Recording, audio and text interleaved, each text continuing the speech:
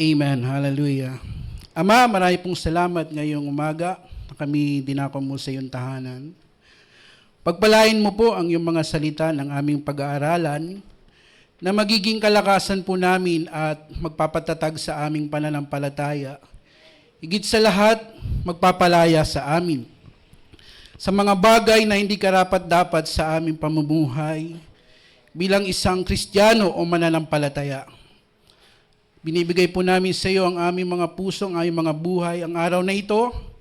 Ang mga bagay na hindi namin kayang gawin ay amin pong ibinibigay sa iyo.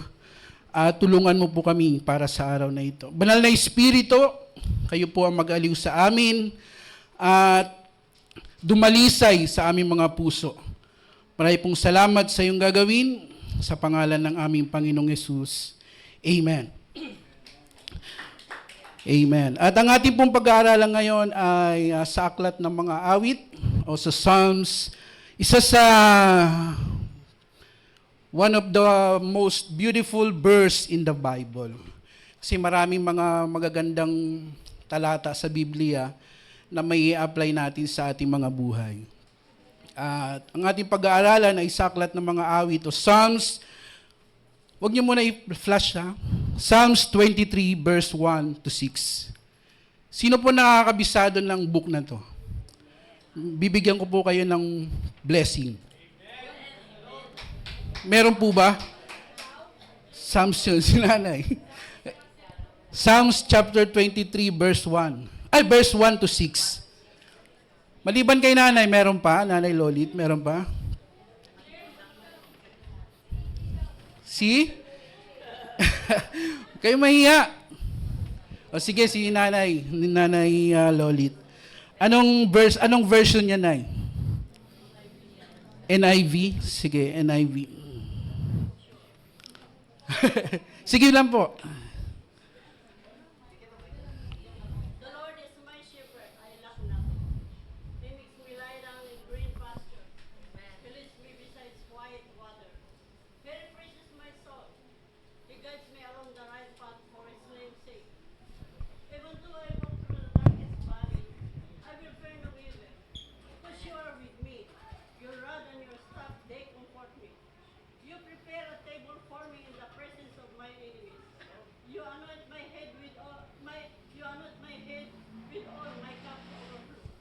Surely, your goodness and your wrath will follow me all the days of my life, and I will dwell in the house of the Lord forever. Amen. O, Nay, o. Nay. Blessing. pang halaman. Amen. Si Nanay Lolit lang? Meron pa? Wala na. Wala. Nahihiya si mga may alam eh. Yan yung isa sa pinakamagandang verse. No? Ulitin ko lang, basahin po natin. Sige, paki-flash. Psalms chapter 23 verse 1. Sige, sa Tagalog. Si Yahweh ang aking pastol. Ano yan, MBB? Sa ASND nga po. Ang Panginoon ang aking pastol, hindi ako magkukulang ng anuman. Amen? Sino po rito nagkukulang? Yun. Hindi ka na warrior ka na. Diba? Pumunta ka dito, alalang-alala ka, pero nung nabasa mo ang salita ng Diyos, alam mo pala, na kapag ka ang Panginoon Diyos ang ating sinasamba, kailanman hindi ka magkukulang. Although minsan kinakapos, nawawalan, pero hindi ka nagkukulang. Amen po ba? Amen. Verse 2. Tulad ng tupa, pinagpapahingan niya ako sa blurred, nasira kasi salamin ko eh.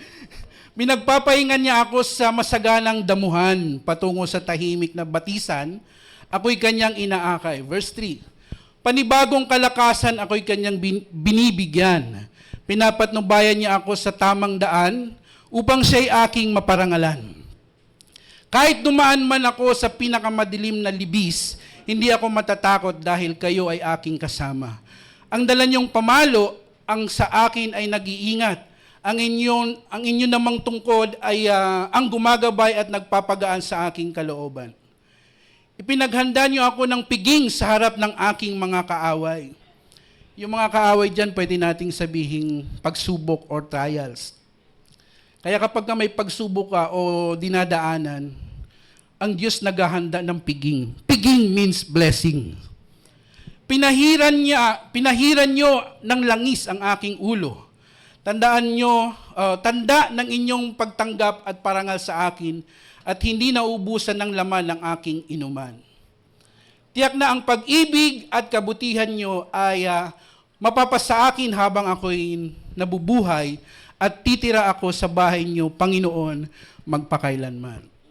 Yan ay, sige po, palakpakan natin ang Panginoon. Yan ay panalangin ni David, no? Kung sa mga hindi nakakaalam.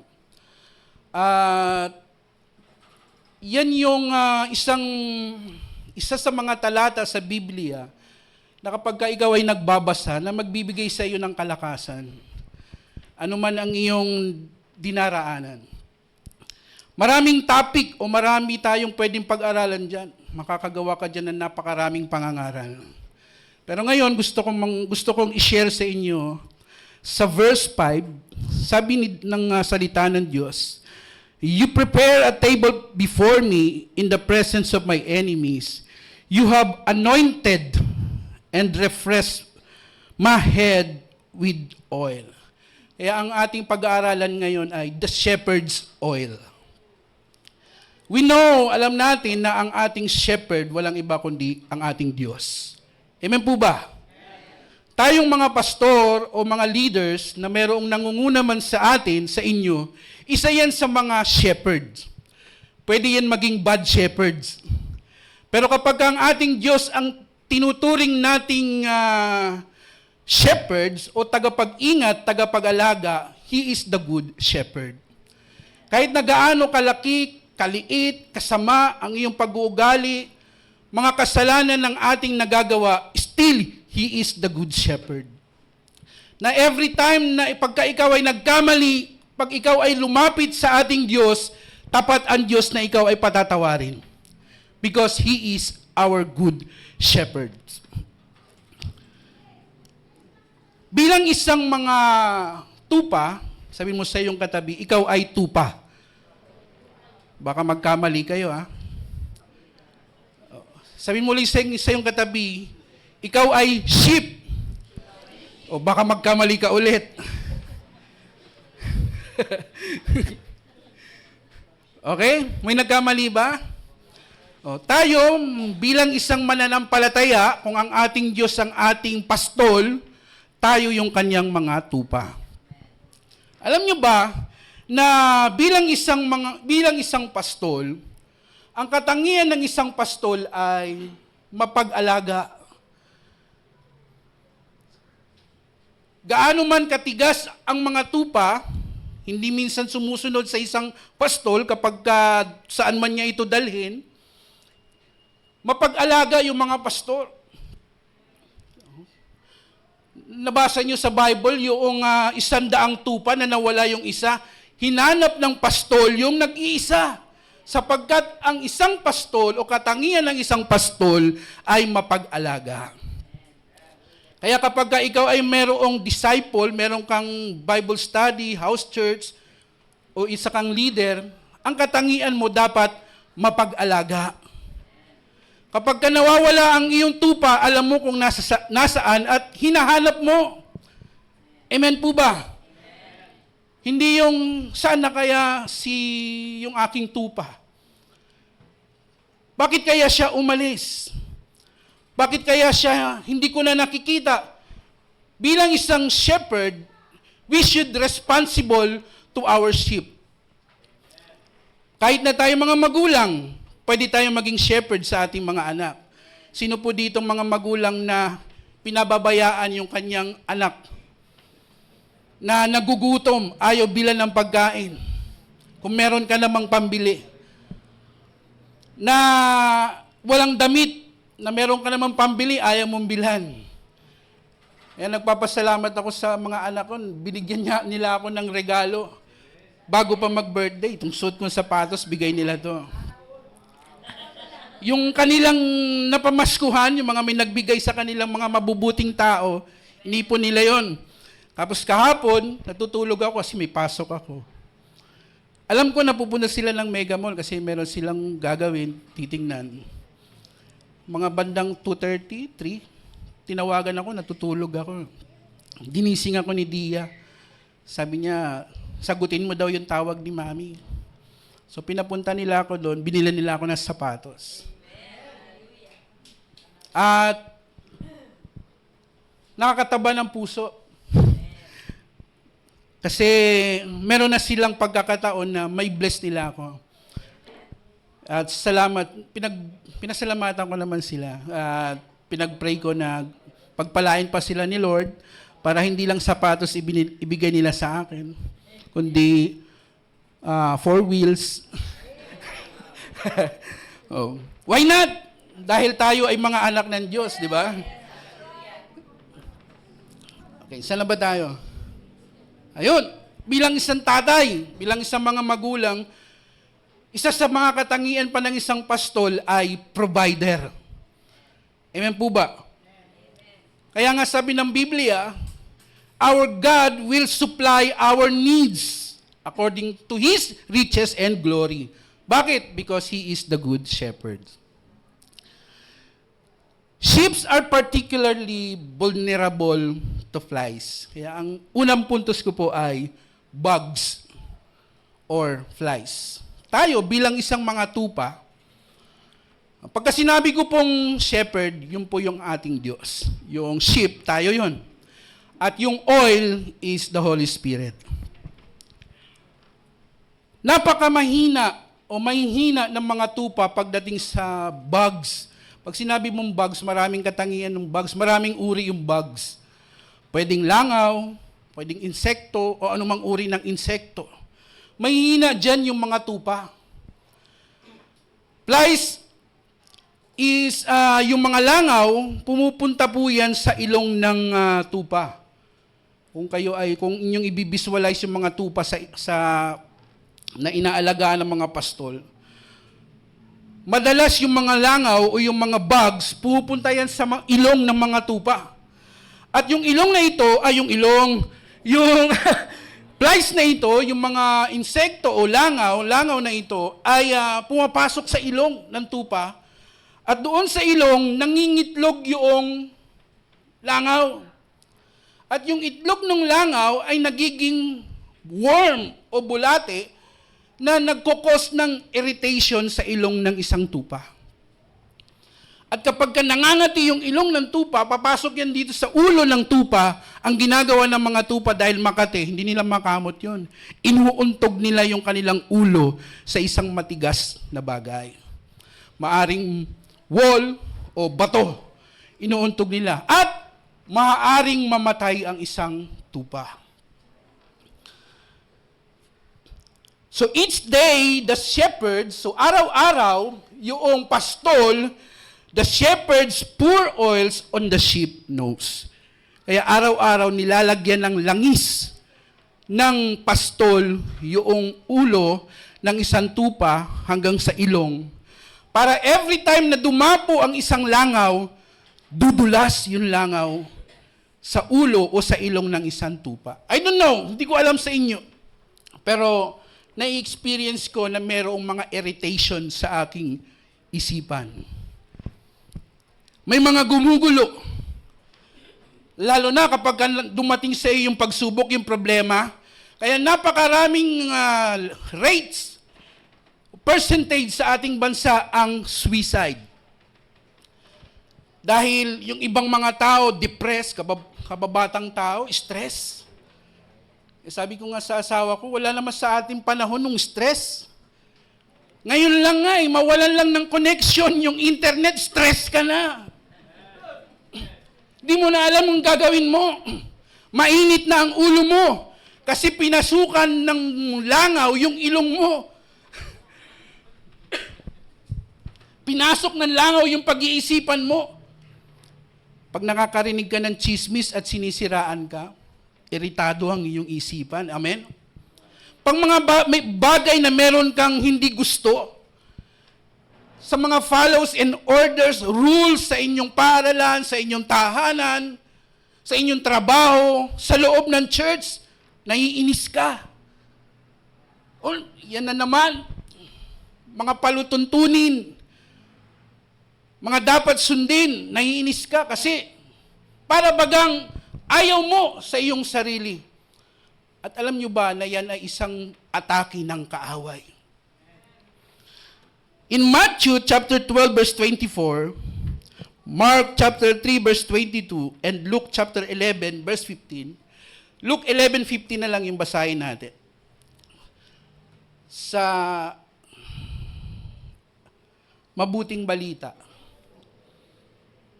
O sige, yan na lang. But some of them said, kasi si Jesus, sa panahong ito, si Jesus, gumagawa ng himala at nagpapalayas ng masasamang espiritu. Alam niyo po ba yung kwento nito? But some of them said, sabi ng mga iba, ang iba na to, ito yung mga Pariseo. By Beelzebub, the prince of demons, he is driving out demons. Sabi ng mga Pariseo at Skriba, dahil yan ay alipin o disciple ni Satanas, ni Beelzebub, kaya siya nagpapalayas ng kapwa niya demonyo. Birin niyo yun? Pinaratangan si Jesus na demonyo, isa siyang sugo ni Beelzebub. At alam niyo ba na Beelzebub is the Greek form of the name Baal-Zebub. A pagan Philistine god, isang Diyos ng mga pagano, na ang ibig sabihin ay Lord of Flies. Panginoon ng mga langaw. A name became a term for Satan or the prince of demons. Diba? Parang magkakarugtong, magkakakonek, na si Satanas ay ang Panginoon ng mga langaw. Sa madaling sabi, the Lord of Lies.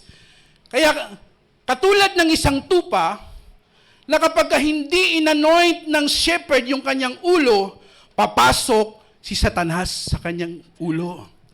Ganon din tayo bilang mananampalataya. If without the anointing of oil of the shepherds, madali tayong maatake ni Satanas. Kaya ang kailangan natin is the oil of our good shepherds. None other than which is the Holy Spirit. Sino po rito ang nais ng banal na Espiritu Santo? Sino rito ang nagnanais na i-anoint ka ng Holy Spirit? Kailangan mong ibigay ang iyong buhay sa Panginoon. Hindi lang araw ng linggo. Hindi lang araw ng prayer and fasting. Hindi lang araw ng conference. Araw-araw kailangan natin ng pagpahid ng banal na Espiritu Santo. Dahil without the Holy Spirit, madali tayong maatake ni Satanas. Madali tayong maatake ni Beelzebub, which is the Lord of Lies, the prince of demons. But thank God, we have a good shepherd. And He promised, ang pangako ng Diyos na kapag lumapit tayo sa Kanya every day, araw-araw, He will anoint our head. He will anoint you. Papahiran ka ng langis ng ating Panginoon. Maaari tayong bumalik sa Panginoon sa pamamagitan ng panalangin. Every day. Sino po rito na nanalangin araw-araw? Amen, Pastor. Breakfast, lunch, and evening. Actually, 3 times a day po, Pastor. Araw-araw. Normal na yun sa atin, mga kapatid, bilang isang mananampalataya na nananalangin bago kumain. Amen po ba? O meron ditong nananalangin na hindi kumakain? Ay, kumakain na hindi nananalangin. Oh. Yung nauuna ba yung picture bago sa panalangin? Nung pag dumating na yung pagkain, oh, picturean mo muna. Eh, gutom na gutom ka na eh. Pipicturean mo pa. Di ba? Ang ibig ko pong sabihin, meron tayong personal communication sa ating Diyos. Pagka sinabing personal, kilala mo siya, kilala mo ang Diyos, at kilala ka lang Diyos dahil the good shepherds know his sheep. Ang mabuting pastol, kilala niya yung kanyang mga tupa. Alam niya yung pangalan. May napanood nga ako kasi pinag-aralan ko ngayon yung tupa at ng pastol. May isang pastol na pinagpapastulan ng mga tupa, o may mga tupa na pinagpapastulan ng isang pastol. At meron pang isang pastol na hindi naman niya tupa 'yon. Tinawag niya yung mga tupa, hindi sumusunod, hindi nakikinig sa kanya. Kasi alam ng mga tupa yung boses ng nung kanyang mga pastol. At kapag may pumasok sa ating mga isipan na mga salita, mga tinig, sabi ng iba, still small voice. Alam natin kung tinig ba yun ng ating pastol. Isa sa patotoo, sabi ni Pastor Jojo nung siya ay nagkasakit, sabi ng isang pastol, tumalon ka na sa bintana. Hindi ka kayang iligtas ng pastol mo. Walang iba kundi ang Diyos. Yung nagsusulsul sa kanyang isipan, pinasok kasi. Hindi ko sinabing wala siyang Holy Spirit. But that time kasi ang dami na niyang nararanasan, dami niyang iniisip. Pumasok o napasukan siya ng kaaway. Pero tulad ng sinabi ko, kapag tayo bumalik sa ating Diyos, He is the good shepherd and He will anoint your oil. He will anoint your head. Your mind. Ang yung pag-iisip, papahiran niya ng banal na Espiritu Santo ng Diyos. Because He is our good shepherd. Pangalawa po, a shepherd knows his sheep will clash sometimes and he can't prevent it. Alam ng mabuting pastol na yung kanyang mga tupa minsan nagsusuwagan. Tama ba yung Tagalog ko? Ay, ang pangalawa ay butts or butting heads. Nakakita na kayo ng tupa na nag-uuntugan? Wala akong video, hindi ko na Yung dalawang tupa na, ang nakita ko, personal, kambing. Nakakita na kayo nun? Yung dalawang kambing, atras muna siya. Silang dalawa, pagkatapos mag-uuntugan. Boom. Akala ko kambing lang yung nag-aaway. Tupa rin pala.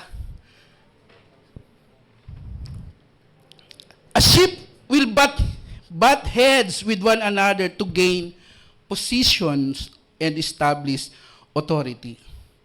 Kaya pala sila nag-aaway para mas maging authoritative yung isang tupa. Para magkaroon siya ng position. Para sabihin siya yung malakas. Para sabihin siya yung magaling. Siya yung matapang. Siya yung mahusay. Alam natin, tayo bilang mga tupa, nag-uuntugan din yung ating mga ulo. Amen po ba? Dahil meron tayong kanya-kanyang ego. Meron tayong kanya-kanyang paninindigan. Meron tayong kanya-kanyang paniniwala. So the good shepherds, para hindi masaktan yung mga ulo ng kanyang mga tupa, lalagyan niya ito ng langis. Para kapag sila'y mag-uuntugan, dudulas lamang yung kanilang mga ulo. Hindi sila masasaktan. Kaya bilang sa ating spiritual na pamumuhay, kailangan natin yung banal na Espiritu. Para every time na magkakaroon tayo ng misunderstanding, magkakaroon tayo ng hindi pagkakaunawaan, pagkakaintindihan, hindi tayo magsasakitan. Walang magtatampo. Magkakaintindihan, magkakaunawaan. Bakit? Puspos tayo ng banal na Espiritu. Baka sabi mo pa, sige, ikaw na, kapatid. Sige na, ikaw na. Mag-give way ka na kasi puspos ka ng banal na Espiritu. Pero kapag wala sa iyo ang Espiritu Santo ng Diyos, maninindigan ka. Ako yung pasintabi. Ako yung leader. Ako yung pastor. Ako yung mas nauna sa iyo, kaya dapat sumunod ka sa akin. Walang ganon. Walang ganon, mga kapatid. Kaya sabi nga ng Matthew chapter 5, verse 43 to 45, sa Tagalog, narinig ninyong sinabi, ibigin mo ang iyong kapwa at kamuhian mo ang iyong kaaway. Ngunit ito naman ang sinasabi ko. Ibigin ninyo ang inyong mga kaaway at ipanalangin ninyo ang mga umuusig sa inyo upang kayo maging tunay na mga anak ng inyong Ama na nasa langit. Sapagkat pinasisikat niya ang araw sa mabubuti, gayon din sa masama at nagpapaulan siya sa mga matutuwid at sa di matuwid. Kaya kapag kapuspos ka ng banal na Espiritu Santo, hindi ka marunong magtanim ng galit sa iyong kapwa. Pwedeng magalit, pero hindi mo kayang magtanim ng galit. Sino po rito nagagalit? Yung iba ayaw mag-amen. Huwag kang mag-alala, si Jesus nga nagalit eh. Pero hindi siya nagkasala nung siya'y nagalit. Bakit? Dahil hindi siya nagtanim ng galit eh. Kapag meron kang galit na natili mo sa iyong puso, hindi ka lalago bilang isang mananampalataya. Dadalhin ka niyan sa iyong nakaraan. Ang tawag diyan sa ibang salin, babangungutin ka niyan. Kahit na ikaw ay natutulog, mapapanaginipan mo ang iyong kaaway. Sasabihin mo, bakit niya ako pinapakialaman? Bakit hindi siya sumusunod sa mga desisyon ko? Kasi may galit ka eh. Sabi mo sa iyong katabi, huwag kang magalit.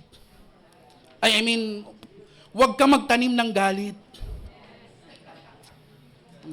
Baka may galit ka, baka nagtatanim ka ng galit sa iyong magulang.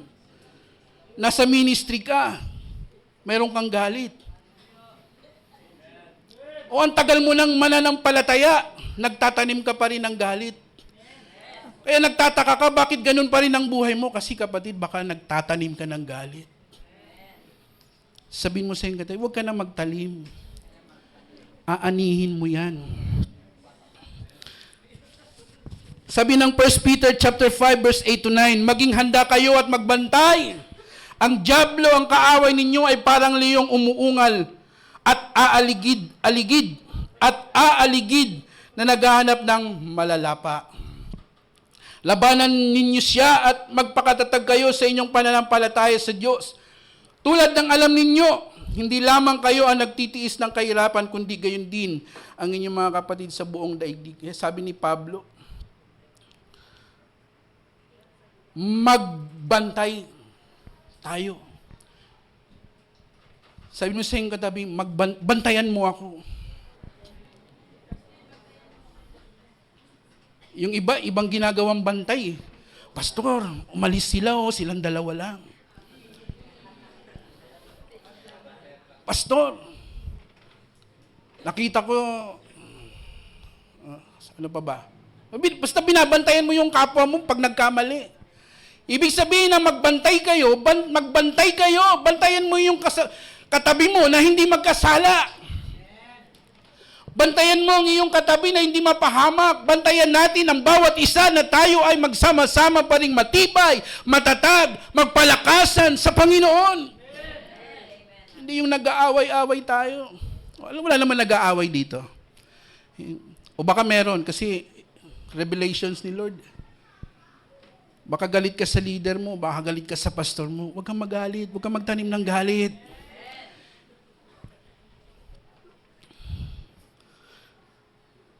Our good shepherds knows we can't always avoid disagreements.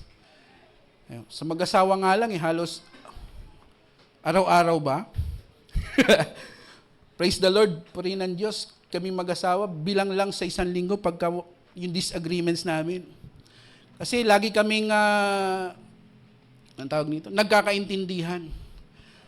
Dahil naalala ko, tinatandaan ko, sabi ni Pastor Sammy, nung buhay pa siya, kapag ka malungkot yung asawa mo o galit, pati ipis, gutom.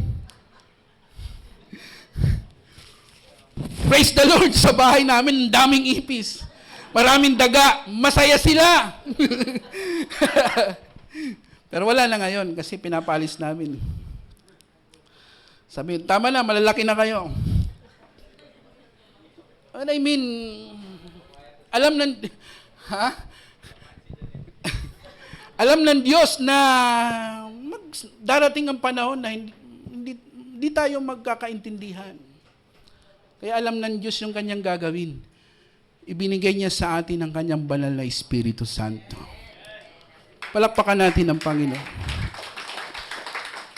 Kaya sabi ng James chapter 5 verse 16, kaya nga ipagtapat ninyo sa inyong mga kapatid ang inyong mga kasalanan at ipanalangin ninyo ang isa't isa.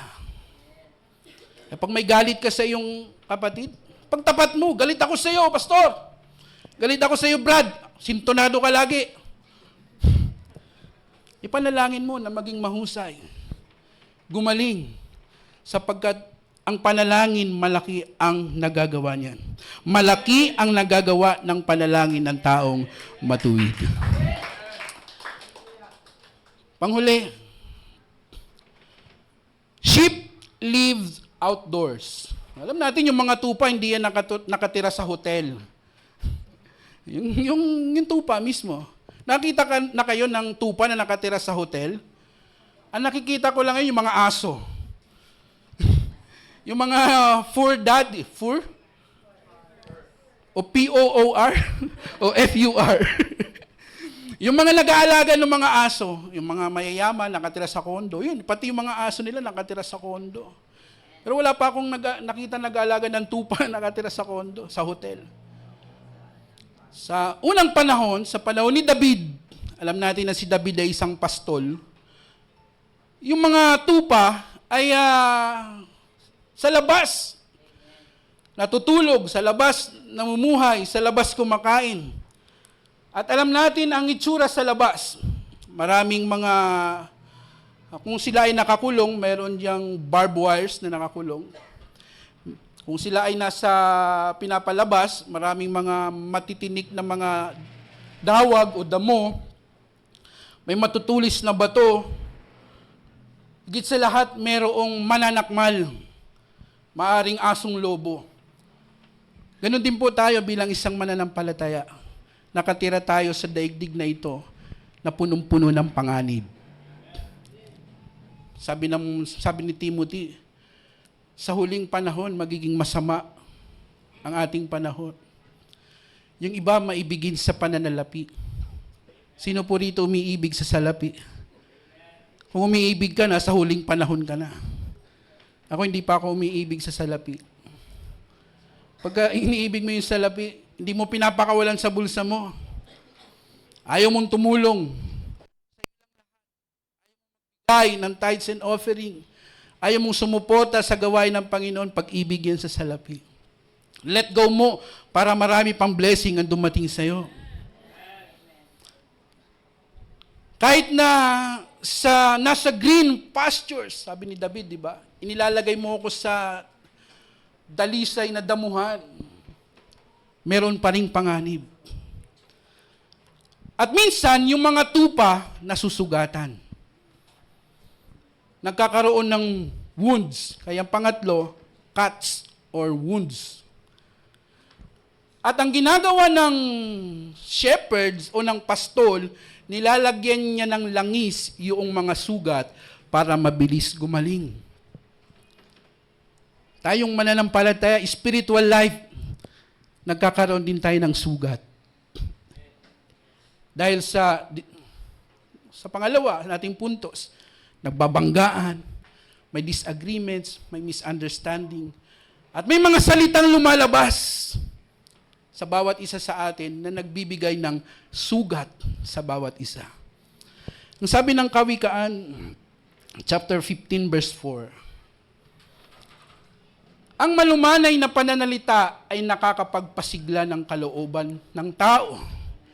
Ngunit ang masakit na salita ay nakakasugat ng puso. Sino po rito mga sugatan? Huwag kang plastic. Hindi, totoo. Practically speaking, huwag kang plastic. Madali sabihin na kalimutan na natin ang nakaraan. Kalimutan na natin, iwan na natin ang 2025. Nasa 2026 na tayo, harapin natin ang taong ito. Yes, kalimutan na natin ang nakaraan. Pero may mga sugat na naiwan. Mga sugat na matagal gumaling. Katulad ko, itong sugat ko sa paa, sa mga nakakaalala, si Brother Bolet, di niya ito makalimutan. Kasi nung nasugatan ako, ang layo niya sa akin. Si Pastor Mario lang yung yumakap sa akin. Hanggang ngayon, pag malamig, masakit. 9 stitches to yung kaliwa ko. Dito hindi. Doon nagtrabaho kami sa Master's Touch. At hanggang ngayon, masakit kapag malamig yung sugat. Kunting ano nga lang, sagi ni Ezekiel o kaya ni Jamea, masakit. So may mga sugat na matagal gumaling. And only the Holy Spirit can heal our wounds. Only the Holy Spirit. Pwede tayong magpatawad, pero yung mga sugat, nandiyan pa rin yan. Kaya kapag kunting hawak lang, pagka nagkaroon ng misunderstanding, lalaki uli yung sugat. Pero kapag hindi mo yan binigay sa Panginoon, kapag hindi ka lumapit sa Diyos at nagpapahid ng kanyang oil, which is the Holy Spirit, hindi yan gagaling. We live in a dangerous world. Kahit sa labas, maaari tayong masugatan. Kapag ka nagmamaneho ka ng sasakyan, may mga kamuting driver, mumurahin ka pa. Mag-iiwan sa'yo ng sugat. Sa katrabaho mo, kapag hindi kayo nagkaintindihan sa trabaho, magkakaroon kayo ng misunderstanding, mag-iiwan sa iyo ng sugat.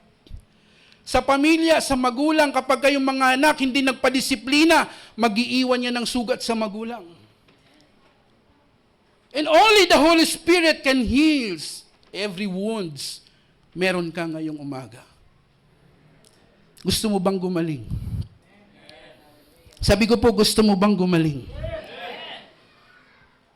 Merong isang kasabihan, mga bata, di ko alam kung nabasa niyo to, o sa Amerika lang to. Sabi nung isang kasabihan, sticks and stones may break my bones, but words can never hurt me. O yung pamalo daw, yung sticks, maaring baliin yung mga buto natin, o mga latay. Pero yung mga salita daw, hindi makakapagsakit ng damdamin, which is wrong. Words can hurt us.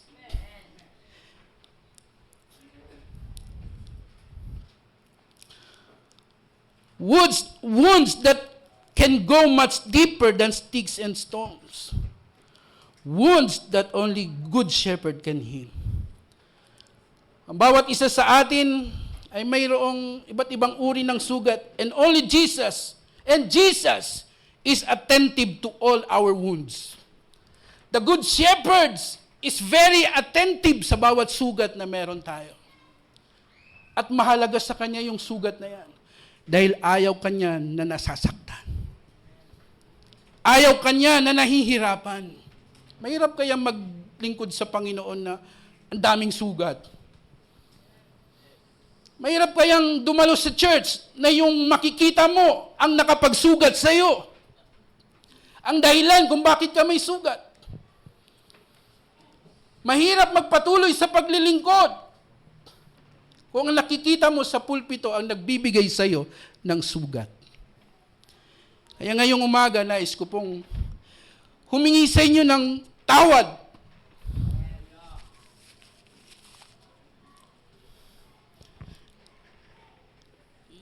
Kung ako may nakasakit sa inyo,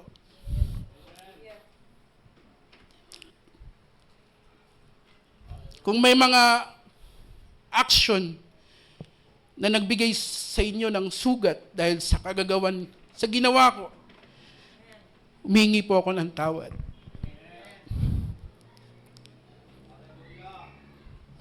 Ganun din. Ibinibigay ko sa Diyos yung mga sugat na naging sanhi sa aking paglilingkod at sa aming pamilya. Only God can heal our wounds. Secret wounds. Matagal ng sugat. Kung gusto nating manatili sa buhay, sa paglilingkod sa Panginoon na makapangyarihan and anointed, we need the Holy Spirit. Pwede po ba tayong tumayo ngayong umaga?